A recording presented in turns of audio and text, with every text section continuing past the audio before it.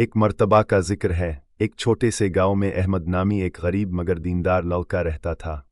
वो यतीम था और अपने छोटे भाई बहनों की परवरिश खुद करता था। अहमद मेहनत मजदूरी करके अपना गुजर बिसर करता और हमेशा सच बोलता था, चाहे हालात कैसे भी हों।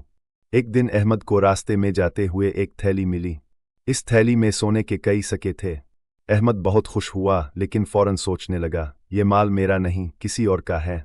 अहमद ने गांव की मस्जिद में आकर निशानी बताए। अगले दिन एक बूढ़ा शख्स आया और थैली की मुकम्मल तफसील बताई। अहमद ने इसे वो थैली वापस कर दी। बूढ़ा शख्स बहुत मुतासिर हुआ। इसने अहमद से पूछा, बेटा, तुम्हें ये थैली रख लेने से किसने रोका? तुम तो गरीब हो। अहमद ने जवाब दिया, मेरे नबी हज़रत मोहम्मद ने फरमाया है कि अमानत वापस करना फ़र्ज़ है और मुसलमान कभी खियानत नहीं करता।